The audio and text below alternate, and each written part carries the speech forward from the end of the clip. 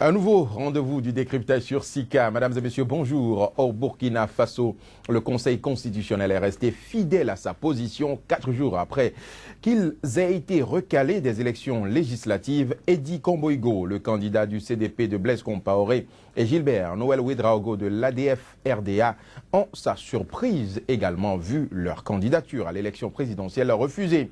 Pour ces derniers, même si le rejet est consommé, ils ne comptent pas pour autant baisser les bras. Mais la grande interrogation est de savoir ce que feront du moins leurs formations politiques respectives. Rejet des candidatures du CDP aux élections au Burkina Faso, vers quel candidat basculera le parti de Compaoré? Ce sera le premier sujet dans cette émission. Ensuite, nous irons au Tchad, où les 10 militants de Boko Haram jugés et condamnés à mort ont été exécutés samedi dernier à la grande stupéfaction des organisations de défense des droits de l'homme.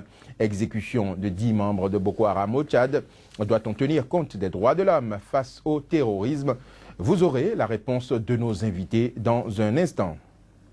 Enfin, notre troisième sujet porte sur l'affaire de la tentative supposée d'escroquerie du roi de Maroc par 2 journalistes français, auteurs d'un ouvrage sur Mohamed VI, soupçon de chantage contre le roi du Maroc. La part de responsabilité des journalistes français et du roi Mohamed VI, ce sera notre troisième sujet de ce jour. Mais avant le débat, madame, monsieur, voici le flash d'information. En Centrafrique, le Conseil national de transition, Parlement provisoire, a adopté ce dimanche un projet de nouvelle constitution qui prévoit notamment une limitation à 2 mandats présidentiels et qui doit être soumis à référendum. Ce projet prévoit la création d'un Sénat et d'une Cour pénale spéciale chargée de juger les crimes les plus graves. L'Égypte organisera des élections législatives d'octobre à décembre prochain, plus de 2 ans après la destitution du président Mohamed Morsi par l'ex-chef de l'armée et actuel chef d'État Abdel Fattah al-Sisi. Les observateurs indépendants estiment que ce scrutin, qui aura lieu du 17 octobre au 2 décembre, est joué d'avance. En Afrique du Sud, le petit-fils de Nelson Mandela, actuellement libre sous caution dans une affaire de viol sur mineur, est soupçonné d'avoir agressé une autre femme. Selon les informations de l'hebdomadaire Sunday Times, ces violences auraient eu lieu le 11 août dans la cuisine du domicile où s'est éteint Nelson Mandela. Au Burkina Faso, le Conseil constitutionnel est resté fidèle à sa position. Je le disais en l'introduction de cette émission, il a rejeté les dossiers des candidats du CDP et de l'ADF-RDA pour la présidentielle d'octobre prochain. Mais la grande interrogation est de l'heure, bien évidemment, est de savoir ce que feront ces formations politiques. Rejet des candidatures du CDP aux élections au Burkina Faso, vers quel candidat basculera le parti de Compaoré? C'est le premier débat après ce générique.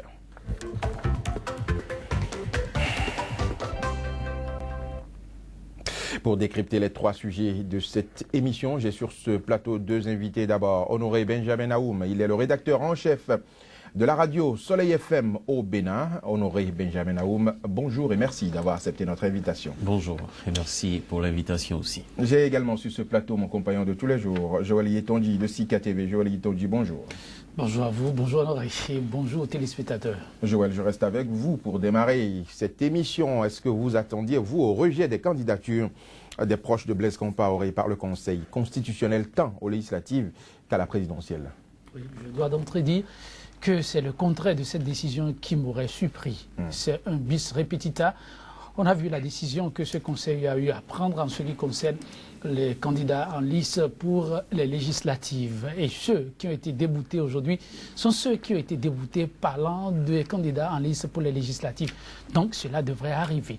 Et ceci étant, le débat quant à l'exclusion ou non de tel ou tel autre en lice pour les prochaines joutes électorales, on l'a suffisamment fait. Je pense qu'il faut apprécier ce qui vient d'arriver. On a vu cela lorsque le Conseil constitutionnel, dont les décisions sont sans recours, lorsque ce Conseil a pris sa décision, on a vu ce qu'il y a eu comme réaction. Le CDP, en l'occurrence, a appelé à la désobéissance civile et à martelé qu'ils ne prendront pas part aux élections. Mais quelques heures après, ils sont revenus sur leur décision. Voilà. Et je trouve que c'est beaucoup plus l'événement heureux dans cette situation. Et une fois encore, les acteurs politiques ont su prendre de la hauteur et l'Afrique a besoin de cela. C'est vrai. Il faut comprendre que la vie, comme on le dit, couramment, n'est pas un long fleuve toujours très paisible. Il y a des hauts et des bas. Et quand ça arrive, il faut savoir apprécier ce qui s'est passé. Et je pense que tout homme épris de paix pour le Burkina doit pouvoir apprécier ce qui vient de se passer. C'est l'idéal. Et en prenant la décision par rapport aux législatives, la Cour a bien laissé une petite ouverture. Dire qu'ils peuvent remplacer. Le CDP n'est pas exclu pour la course législative. Mais ce qui n'est pas le cas pour la présidentielle. Oui, parce que dans le cas d'espèce... C'était une manière claire de dire nous ne voulons plus un CDP à la tête de ce pays.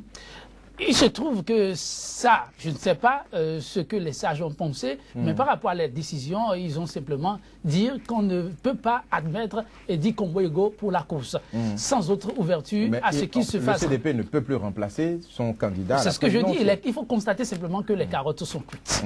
Et ce qui est heureux, c'est de ne plus faire de polémique autour. Appeler tout le monde à entrer dans la danse et faire le travail qu'il faut. C'est heureux qu'il n'ait pas décidé de boycotter, comme ils l'ont annoncé, les prochaines élections. Ils pourront peut-être être de l'opposition. Il y a du travail à faire. Et on aura une opposition plutôt très active. Ça va relancer le débat politique au niveau du Burkina Faso. Et c'est pour le bonheur des populations, c'est pour le bonheur aussi de l'Afrique. Ce serait une stabilité heureuse. Oui, mais Joël on dit ce que beaucoup ne comprennent pas. Le Conseil constitutionnel a validé néanmoins certaines candidatures d'anciens proches de Blaise Compaoré. Je veux citer par exemple le général Djibril Bassolé ou encore le colonel Yacouba Ouedraogo qui ont vu leur candidature acceptée. Comment est-ce qu'on peut expliquer cette nuance? Mais là, le Conseil constitutionnel a suffisamment expliqué sa décision. Je pense que c'est peut-être à ne pas vouloir le comprendre. Le Conseil constitutionnel a essayé d'expliquer après la décision de l'instance les deux dont je viens de parler étaient membres du dernier gouvernement. Je suis plutôt heureux. Le second mot que vous avez sorti était membre. À un moment donné, on les a vus dire qu'à un moment donné, ce n'est plus ce qu'ils se sont dit qui est en train d'être fait et par conséquent, ils ne peuvent plus continuer à porter le CDP, donc ses idéaux. Et le Conseil, en prenant sa décision, a souligné, noir sur blanc, que tous ceux-là qui ont pris une part active dans la modification de l'article 37 de la Constitution ne sont pas éligibles, donc ne peuvent pas concourir. Le mot activement, on les a vus prendre le devant des choses. L'élément déclencheur, déterminant. Ils ont dit pour le respect de ceux-là qui sont tombés, rien que pour ça qu'on leur demande de prendre juste un congé sabbatique. Et si ce n'est qu'un congé sabbatique et que c'est pour la nation qu'on veut faire ce travail et qu'il y a un peuple qui réclame justice, rien que pour ça, je considère que c'est un sacrifice à faire. Il faut le faire quand on aime vraiment son pays. Et il faut rester légaliste. J'ai aimé ce mot qui a été sorti de leur bouche, pas de ma bouche. On a entendu Edi Kombo-Ego en congrès ce week-end lui-même dit nous avons pris acte de la décision du Conseil, nous ferons avec, mais nous travaillerons à ce que le CDP en sorte candidat. Mais il faut saluer Joël très rapidement cette décision. Parce qu'au-delà de tout, oui, le CDP doit faire sa culpe et en même temps préparer sa cure de jouvence. Il y a ces jeunes-là qui peuvent beaucoup apporter au CDP. Je pense qu'à travers cette décision, sans le vouloir, on aide la fine fleur du CDP à prendre le devant des choses et à préparer, pourquoi pas, la relève. Ça aussi, c'est heureux. Donc il n'y a pas que du mauvais dans cette décision, je trouve. CDP. Nous allons prendre rapidement l'avis de Honoré Benjamin Aoum. Honoré Benjamin Aoum, vous avez suivi l'actualité du côté du Burkina Faso. Des candidats proches de l'ancien président ont été recalés tout simplement, tant des législatives que de la présidentielle. Vous, votre avis sur cette décision du Conseil constitutionnel? Moi, je vais être clair là-dessus. C'est un drame pour moi. C'est un drame. Vous pensez qu'on aurait dû les laisser? Oui, c'est un drame parce qu'il n'y a qu'en Afrique qu'on arrive à remarquer des situations aussi bizarres. Parce que d'abord, on part du code électoral qui écrit dedans que certains qui ont posé tel ou tel acte ne peuvent pas être candidats. C'est bien triste pour un pays. Je pense que le Burkina Faso ne mérite pas ce qui se fait aujourd'hui. Et quand je vais même au-delà dans l'analyse, je dis, mais on est en train de préparer une victoire d'un proche de Compaoré à la tête de ce pays. C'est votre avis? Oui, c'est mon avis personnel. Parce que vous l'aviez mentionné tantôt, malgré qu'on décale certains, on a quand même retenu des proches. Et là où peut-être le Conseil constitutionnel s'est trompé, c'est quoi? On n'a pas besoin d'être au devant de la scène pour être un farouche défenseur d'une initiative.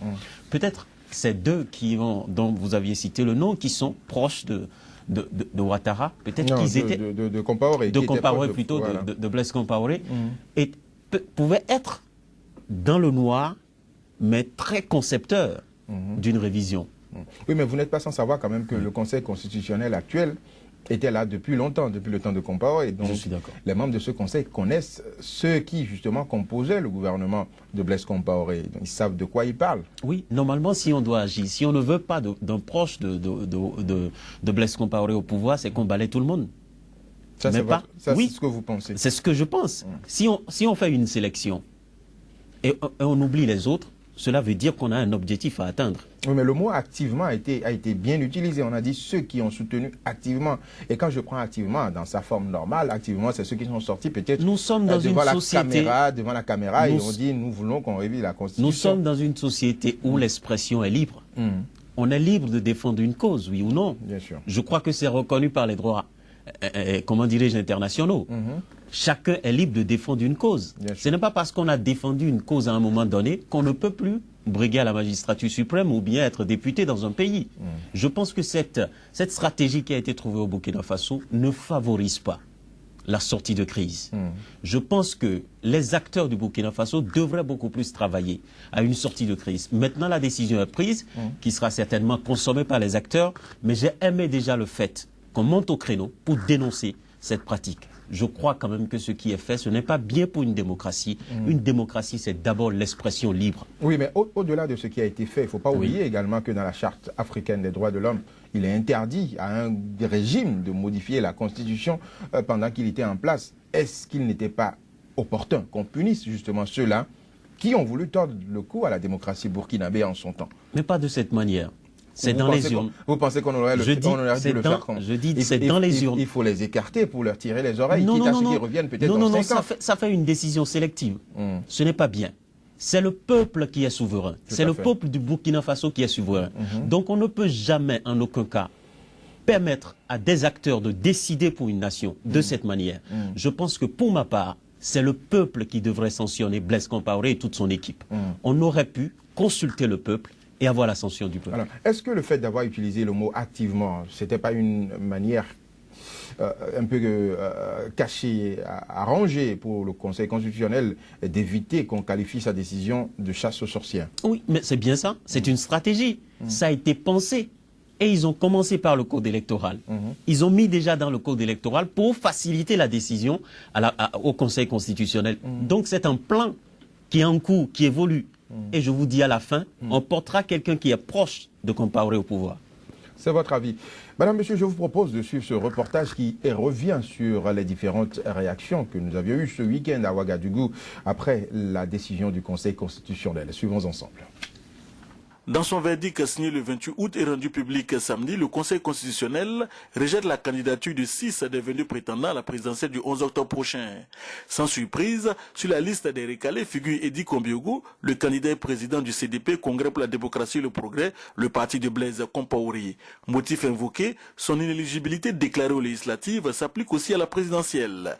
C'est la même raison qui a guidé le Conseil constitutionnel pour disqualifier la candidature de Maître Gilbert Noël Ouedraogo, le président de l'ADF-RDA. Ce dernier, d'ailleurs, à travers son compte Twitter, prend acte et s'incline devant la décision. Le président du CDP, Edi Kombiogo, qui avait pourtant appelé ses militants à la désobéissance civile et au boycott des élections du 11 octobre prochain, fait savoir lors d'un meeting organisé samedi au stade municipal de Ouagadougou que le CDP ne fera pas la politique de la chaise vide. Ils ont été exclus, nous avons manifesté notre mécontentement. Nous avons manifesté, mais nous respectons le Conseil constitutionnel. Nous avons encore appris ce soir que notre nom n'a pas été retenu. Que notre nom n'a pas été retenu comme candidat au présidentiel. On a voulu exclure. Le CDP regorge des cadres, le CDP regorge des femmes, le CDP regorge des jeunes, des vaillants jeunes. Nous les alignerons. Vous voulez qu'on les aligne? Nous les alignerons aux législatives. Je vous le promets, nous les alignerons. Et ils iront gagner. Si pour les législatives, le CDP a encore la possibilité de remplacer ses candidats recalés, pour la présidentielle, les carottes sont cuites, on devra faire sans l'ex-parti au pouvoir conformément à la législation. Les 4 autres candidats également recalés selon le Conseil constitutionnel n'ont pas justifié le versement de la caution fixée à 25 millions de francs CFA. 16 candidatures ont donc été provisoirement validées par le Conseil constitutionnel, parmi lesquelles celles de Djibril Bassolé et de Yacouba Ouedraogo, 2 ministres du dernier gouvernement de Blaise Compaoré. Le droit de réclamation pour la présidentielle est seulement réservé aux candidats et ces derniers ont maintenant jusqu'au 6 septembre prochain pour formuler des recours. Ah, voilà, c'était la réaction donc, du CDP qui était en meeting ce week-end à Ouagadougou suite au rejet des candidatures des membres de son parti, de cette formation politique par le Conseil constitutionnel. Joël Yetonji, voilà, vous avez suivi dans le reportage, notre correspondant Claude Raogo-Romba disait donc que pour la présidentielle, les carottes sont cuites. Alors, que fera, selon vous, le CDP pour cette présidentielle? Parce que ces militants ne vont pas rester en marge de cette consultation électorale, comme l'a dit le président de ce parti. Vous pensez qu'ils pourront soutenir qui? Soutenir qui tout dépendra un peu de ce qu'on aura comme schéma lors du premier tour. Il pourrait y avoir un second tour, pourquoi pas. Et en fonction des candidats qui vont sortir la tête de l'eau, le CDP, en son temps, va aviser. Mais pour l'instant, je pense que le CDP et les militants vont pouvoir se concentrer sur l'essentiel, c'est rafler le maximum de sièges pour les législatives, puisqu'il s'agit d'une élection couplée. Et après, ils aviseront. En fonction du profil du candidat qui sortira et en fonction de son ouverture. Mais ce qui se joue ici, fondamentalement, pour moi, je constate et je dis, je continuerai à le marteler, l'Afrique doit savoir prendre du recul par rapport à un certain nombre de données. Les sages, quand on en parle, ce n'est pas pour rien. Et chez nous, en Afrique, on est africain, on restera africain, il ne faut pas l'oublier. Il faut savoir apprécier le contexte. Le contexte aujourd'hui, lorsque le CDP appelle à la désobéissance civile, qui sont ceux-là qui vont suivre le CDP? Ça, c'est une réalité. On ne peut pas oublier. On ne peut pas oublier. Ils sont toujours là, par rapport à la grande masse. Peut-être qu'ils n'ont pas réagi en octobre 2014, octobre-novembre 2014. Ce n'est pas rien, ils ont fait le sondage qu'il faut. Oui, mais l'ADF-RDA, ne l'oublions pas, était le premier parti en coalition au CDP à avoir demandé la modification de l'article 37. L'ADF-RDA a été le premier parti à demander, lorsque la décision du Conseil constitutionnel est tombée, à ce que tout le monde fasse profil bas et prenne hâte et suivre. L'ADF-RDA a été le premier parti à faire son mea culpa. Je pense que ce qui est tombé, ce qui est arrivé, c'est plutôt heureux. Il faut pouvoir comprendre vraiment l'état d'âme de la population. Je dis, qu'on les écarte aujourd'hui, c'est vrai. En soi, quand on apprécie, ça ressemble à de l'exclusion. Mais ça permettra d'apaiser un peu les cœurs. C'est quand même un peu injuste. Je vais comparer un peu à ce qui se passe au Soudan. Vous voyez un peu cet accord qu'on a signé dans ces conditions pour ne pas trop parler du sujet.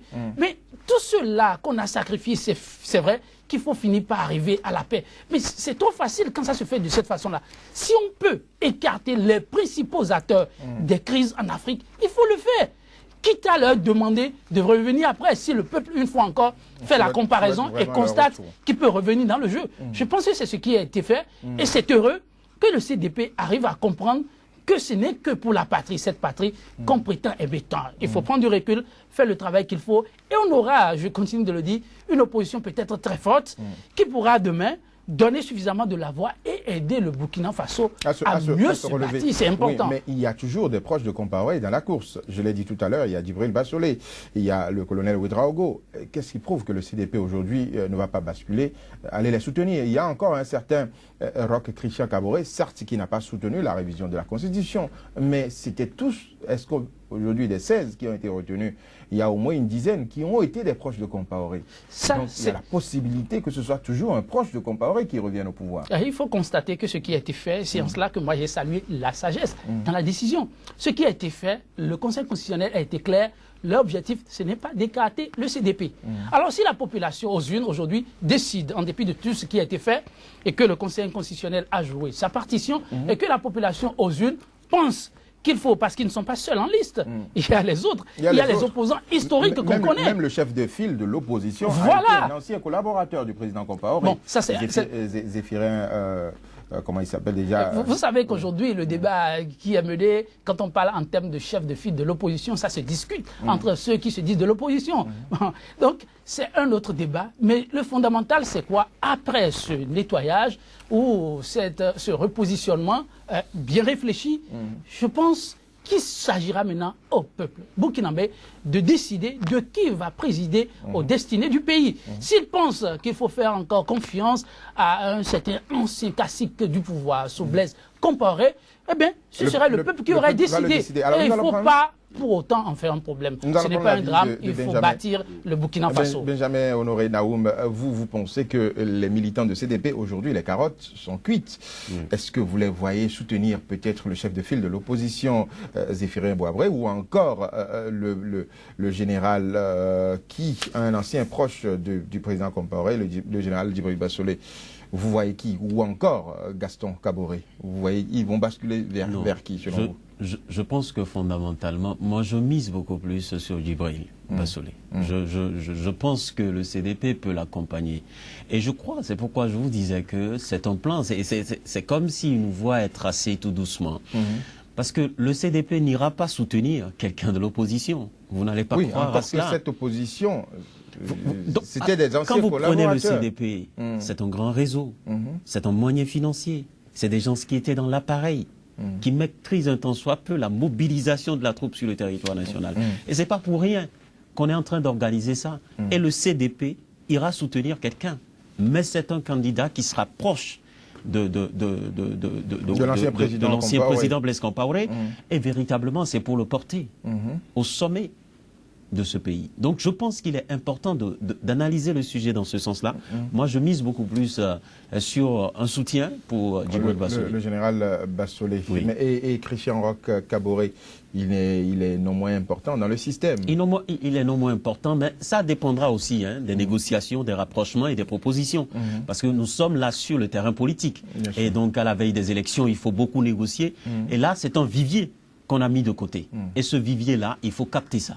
Donc je pense que tous les acteurs politiques vont aller sur ce terrain et voir dans la mesure du possible. Parce qu'un candidat qui a le soutien du CTP, vraiment, c'est une bonne carte. C'est beaucoup de voix. Voilà. Parce que c'est un parti qui est resté au pouvoir pour des années. Voilà. Merci Honoré Benjamin Naoum. Merci Joël Itondi. Madame, monsieur, ce sera tout pour notre premier débat. Sans transition, voici à présent le deuxième thème à débattre dans cette émission. Au Tchad, les 10 militants de Boko Haram jugés et condamnés à mort ont été exécutés samedi dernier à la grande stupéfaction des organisations de défense des droits de l'homme. Exécution de 10 membres de Boko Haram au Tchad. Doit-on tenir compte des droits de l'homme face au terrorisme? C'est le deuxième débat, juste après ce générique.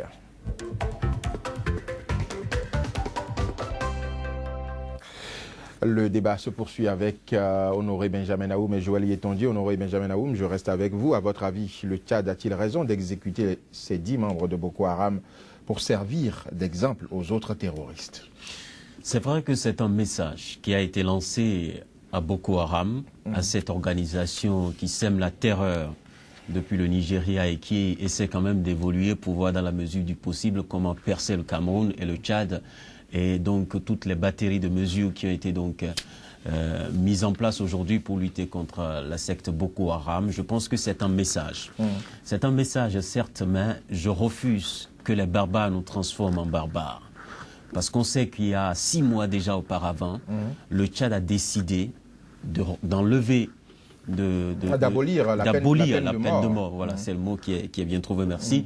D'abolir la peine de mort. Et 6 mois après, parce que à cause des attaques de Boko Haram, on décide de revenir en arrière et de réintégrer la peine de mort. Parce que, tout simplement, on a un objectif à atteindre. Oui, mais est-ce que vous ne pensez pas ceux-là, on les garderait en prison, on allait les nourrir, les engraisser gratuitement aux frais de l'État et des populations, justement, c'est embêtant, qui sont tout le temps menacées? C'est embêtant pour la conception humaine, c'est embêtant.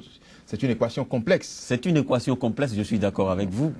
Mais quand on a commis les attentats de 2001, je crois bien. Oui, de World Trade Center. De Wall Street Center, 2001.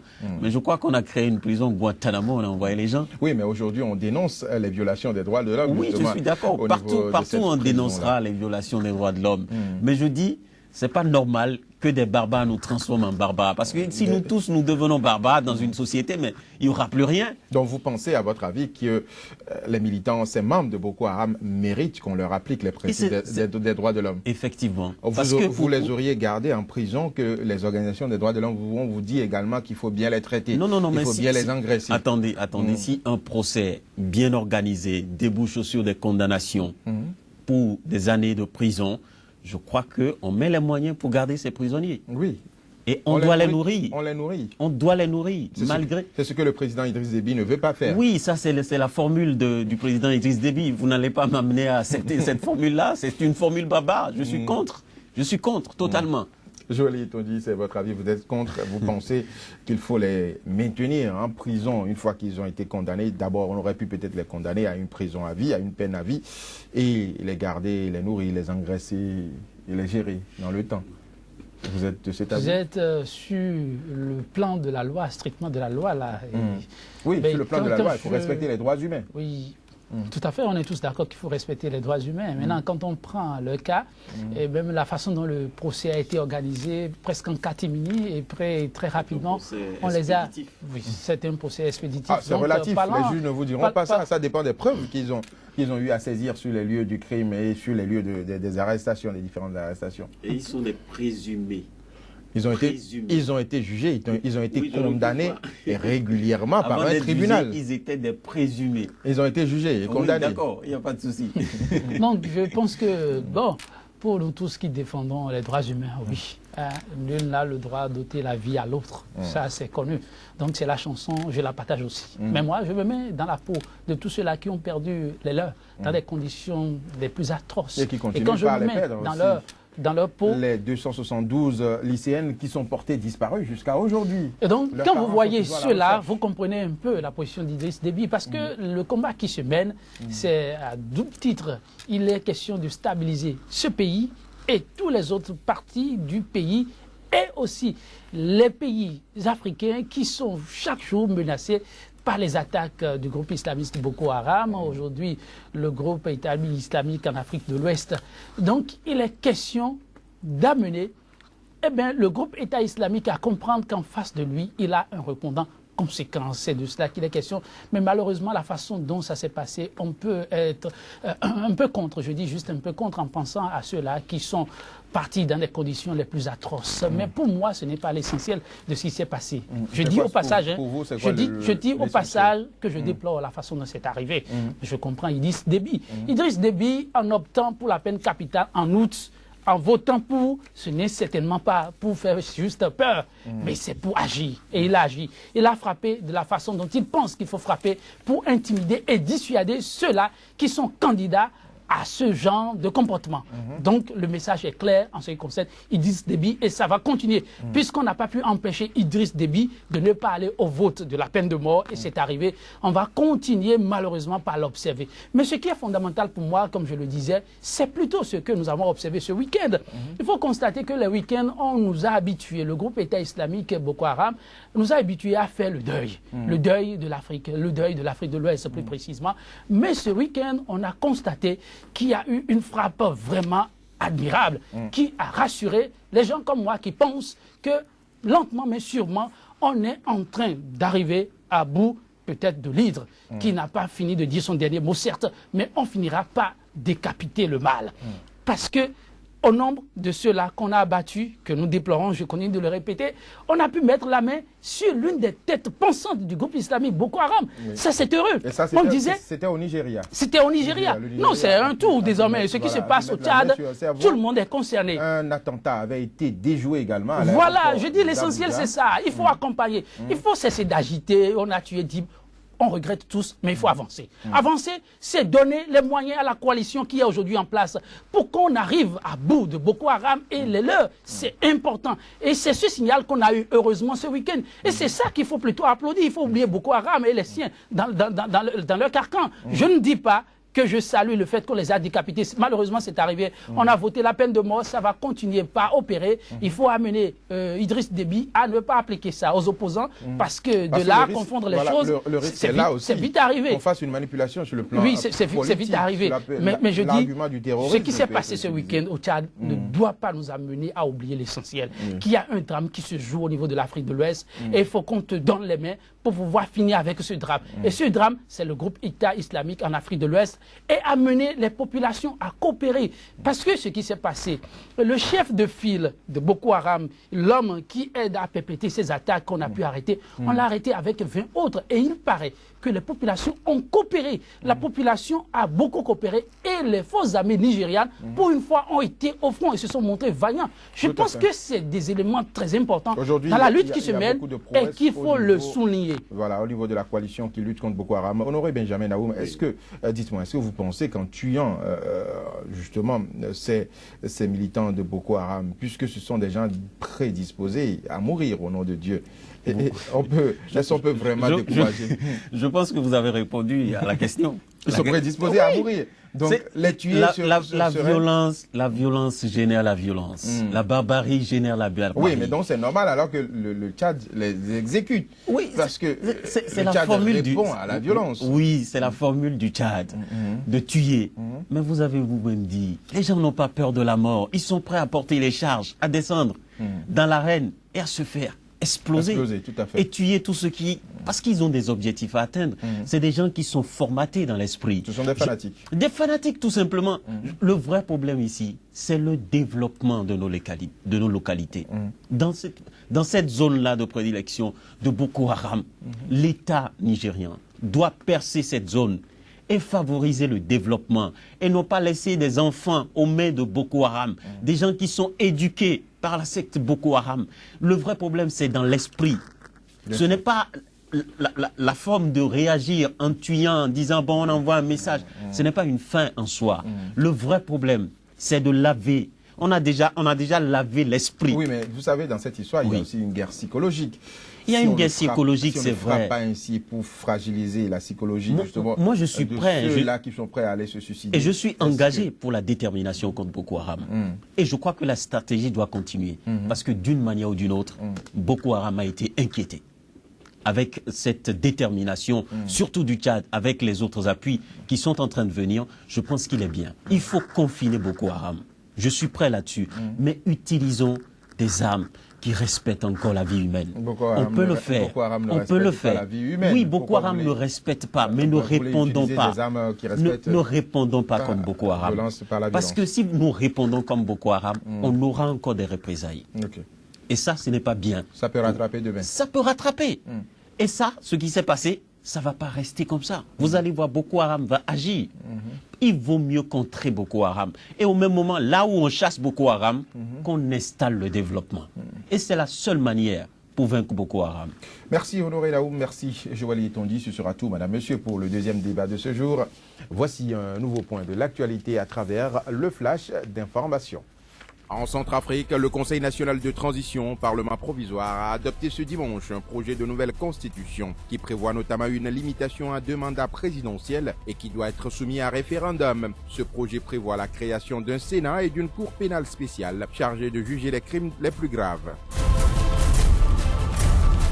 L'Égypte organisera des élections législatives d'octobre à décembre prochain, plus de 2 ans après la destitution du président Mohamed Morsi par l'ex-chef de l'armée et actuel chef d'État Abdel Fattah al-Sisi. Les observateurs indépendants estiment que ce scrutin, qui aura lieu du 17 octobre au 2 décembre, est joué d'avance. En Afrique du Sud, le petit-fils de Nelson Mandela, actuellement libre sous caution dans une affaire de viol sur mineur, est soupçonné d'avoir agressé une autre femme. Selon les informations de l'hebdomadaire Sunday Times, ces violences auraient eu lieu le 11 août dans la cuisine du domicile où s'est éteint Nelson Mandela. Notre troisième sujet de ce jour porte sur l'affaire de la tentative supposée d'escroquerie du roi du Maroc par 2 journalistes français, auteurs d'un ouvrage sur Mohamed VI. Soupçon de chantage contre le roi du Maroc, la part de responsabilité des journalistes français et du roi Mohamed VI. C'est notre troisième sujet, juste après ce générique.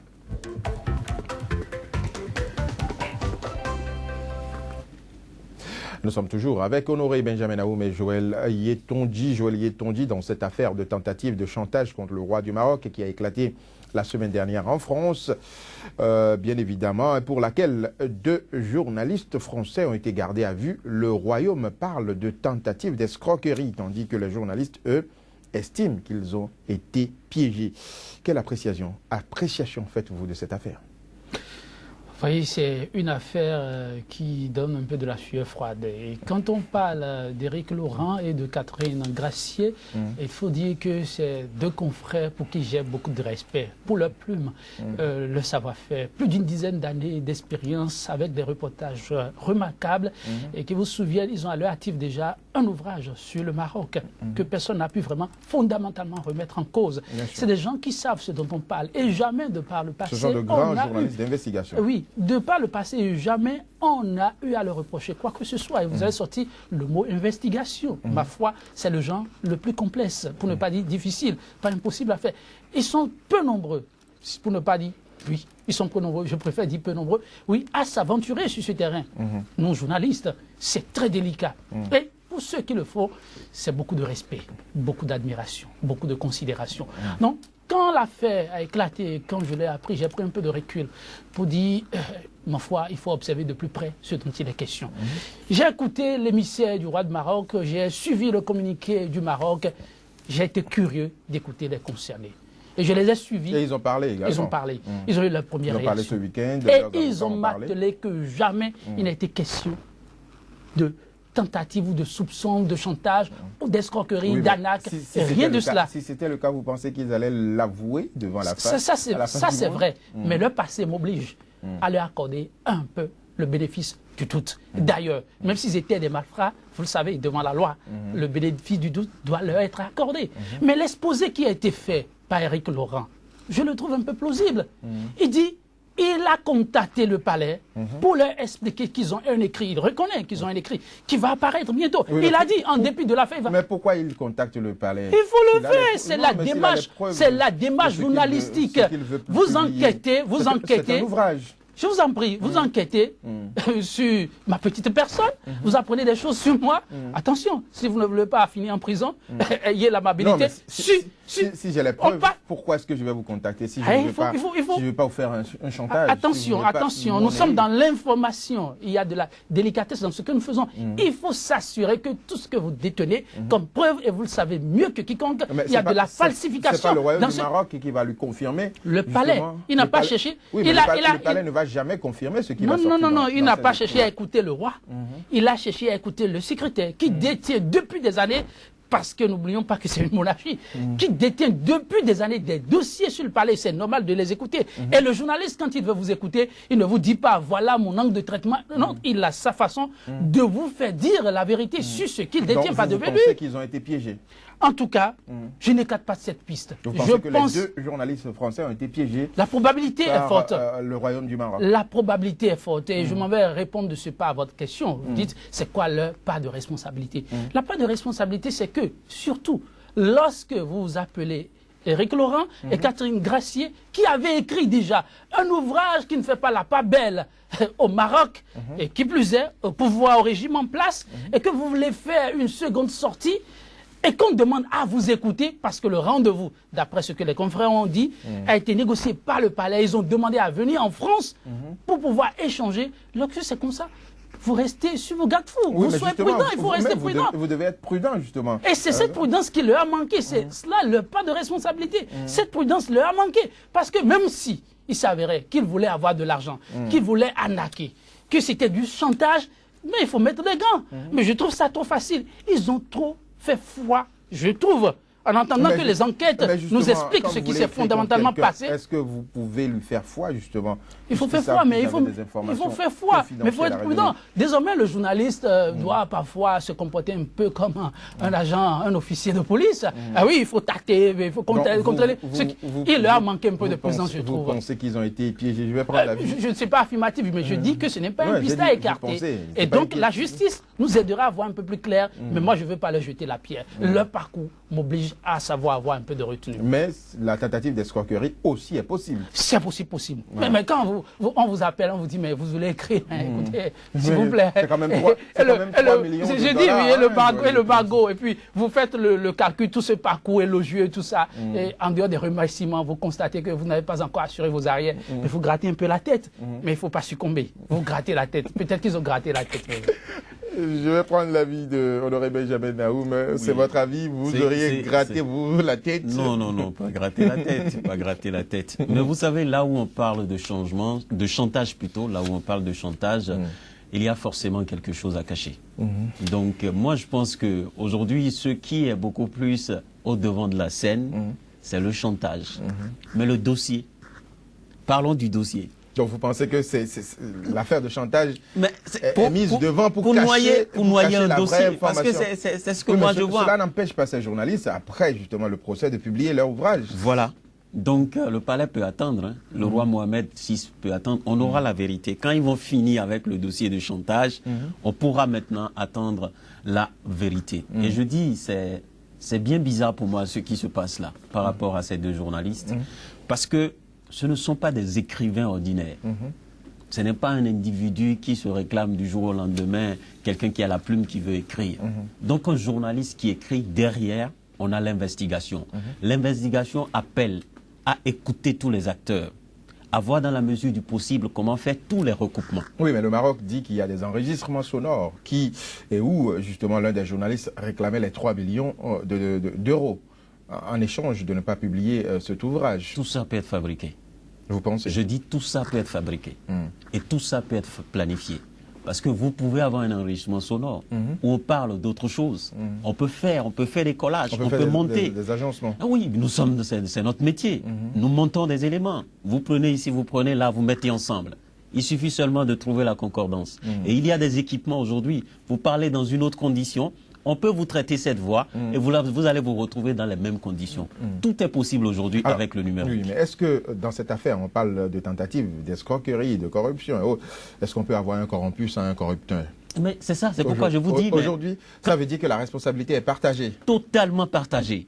Dès qu'on amène un sujet sur tapis où vous entendez le mot chantage, dites-vous qu'il y a quelque chose là.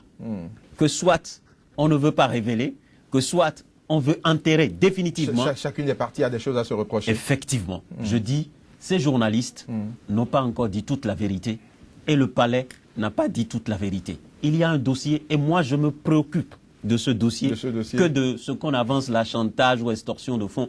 Il y a un dossier que les Marocains eux-mêmes doivent chercher à savoir. Joël Itonji, quelle issue vous voyez pour cette affaire? Je parie, je croise les doigts pour les confrères, ce sera une affaire vite classée. Et je veux souligner ici... Vous pensez que ça va être facilement aussi... Pas facilement, mais on y arrivera à bout. Il y a beaucoup de méandres dans cette affaire. Tout à fait. Le Maroc va tirer longtemps sur cette affaire. Vu qu'il y a déjà eu un ouvrage qui a vitriolé le régime en place. Et je compte sur l'avocat en charge du dossier qui accompagne les confrères, parce que c'est vrai, l'essentiel c'est la vérité dans ce dossier et nous voulons connaître cette vérité-là. C'est heureux déjà que les journalistes ont souligné, quoi qu'en soit l'issue du procès, le livre sera publié et le peuple appréciera, on avisera. Donc on connaîtra le contenu de cet ouvrage et chacun d'entre nous se fera une raison de cette affaire. Donc vous pensez que le Maroc a négocié un mauvais virage en soulevant cette affaire de chantage? Je pense que c'était une autre issue avec les journalistes. On aurait pu trouver d'autres issues avec les journalistes. On ne peut pas piéger tout le monde. Je dis, c'est des gens qui savent le faire. Ce métier, ils se l'ont approprié. Ils l'ont presque dans la peau. Amusez-vous un peu à les lire. Amusez-vous un peu à les lire. Amusez-vous un peu à découvrir leur production. Vous allez trouver formidable. Si à un moment donné, vous êtes déjà arrivé de vouloir raccrocher, eh bien, vous allez vous dire, il vaut mieux continuer. Oui, c'est ça, ceux-là qui donnent encore de l'espoir à ceux qui sont dans le métier, qui, à des moments donnés, ont envie de raccrocher. Je pense que la vérité sur ce dossier, toute la vérité n'est pas encore connue. Et je partage l'avis de Honoré Naoum. On nous met le chantage devant pour nous empêcher de voir très loin, de voir plus près ce qui est. Et ce qui est finira par se savoir. C'est sûr. Vous savez, il y a Catherine qui a dit ceci. Dans cette histoire, c'est le parrain, c'est le palais plutôt qui propose, le palais qui corrompt. Pour moi, c'est important. Parce que ce sont des journalistes, pas nés d'hier, mais de vieux, de baobab. Oui, il faut le dire. Qui ont du chemin, qui ont montré leur capacité. Donc des gens qu'on ne peut pas corrompre aussi facilement. Mais vous voyez quelle issue pour cette affaire? Certainement un arrangement. Vous pensez un arrangement pour que l'ouvrage ne sorte pas? Parce que là, ils se sont engagés à sortir coûte que coûte l'ouvrage. Donc je pense beaucoup plus pour un arrangement entre le palais et les journalistes, ils vont certainement trouver un terrain d'entente. Sinon, ça sera un non-lieu. Merci Honoré Benjamin Naoum, merci Joël Itondi. Madame, Monsieur, cette émission s'achève. Merci de nous avoir suivis et très bonne suite de programme sur SICA.